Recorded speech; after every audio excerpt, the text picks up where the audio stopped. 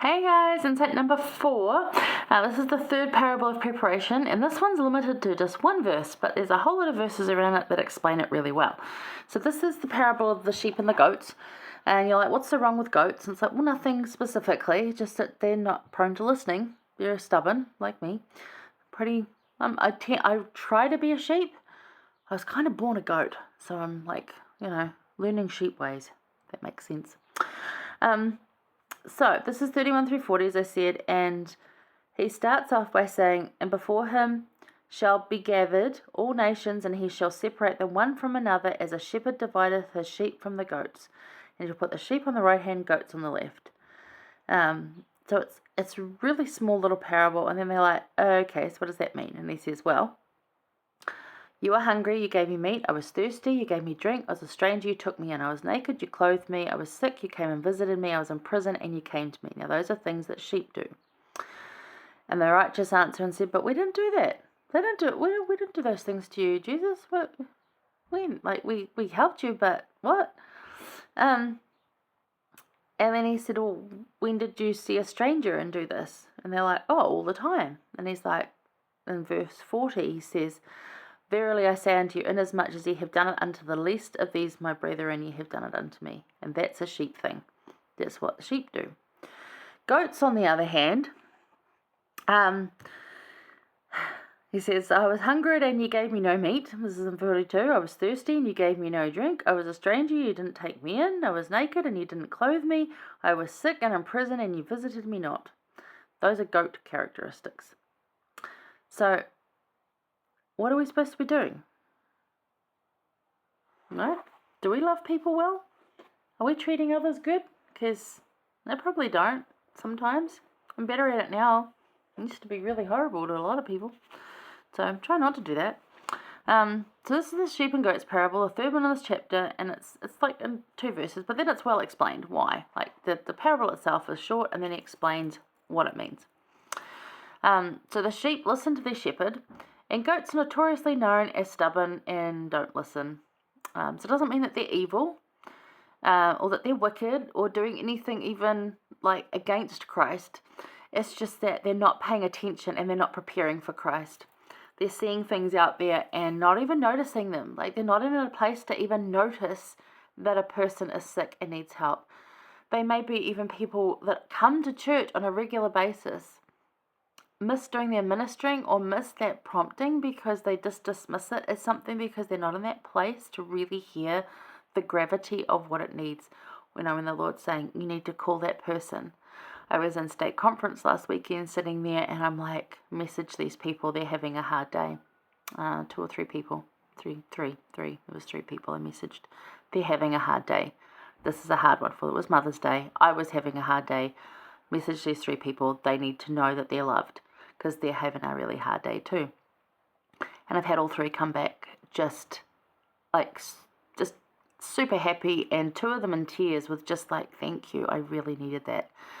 And it's like, if I hadn't have listened, that was a sheep moment for me. I was listening, I heard him, I was listening, and I was living in a place where I could hear the Holy Ghost tell that to me. And I only got there because I have continued to listen and have that relationship with Christ, so that when those things happen, I know that, he's asking me to do something. I'm going to do that right now. A goat behavior would be to hear that and go, oh yeah, I'll call them later, and then forget about it, because we do, right? We don't really act on it when we're told to act on it. We're probably going to forget about it. Not always, but probably. And sometimes you can't, like you might be driving and you can't literally call them right that moment, especially like you say, oh, just pull over. It's like, well, you could be on the motorway and you can't just pull over. But you can make a mental note and do that as soon as you stop and just have that going in your head. There's ways. And those promptings will come to you over and over, so you can hear them. But it's that listening and that paying attention. So if I wasn't paying attention, I wouldn't have noticed them. Or I would have just gone, no, somebody else will do it. And somebody else would have done it, don't worry. But it's about our growth. So how well do we love people? Do you love people well? Because it's one of the things that Christ is going to ask us at our judgment day. Did you love other people well? Not did you do it perfectly, and not did you do it, in probably every capacity that I asked you to, because we're still learning and growing ourselves. but did you do it well? Did you have that intention? Did you listen to my promptings? Did you try?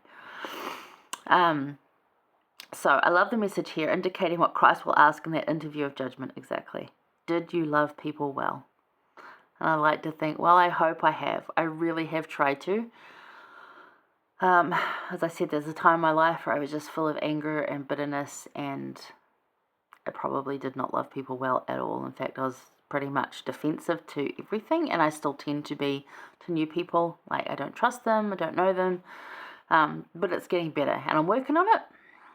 So that's what we got to do. I'm working on loving people well, trying. Elder Bragg, now he's a 70, he said, may we see the light of Christ in others constantly and help them see it in themselves.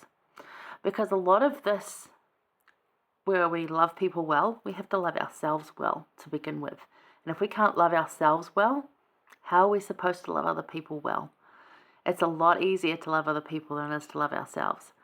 But the thing is, we feel what we give, not necessarily what we get. So if we can give love, we're going to feel what we get more. If we just get love, it doesn't have as much of an impact unless we are giving it as well. So, did we love people well? If you want to be loved, you've got to go love others. If you want to be listened to, you've got to listen to others. If you want people sympathetic to you or empathetic to you, you need to be that to others.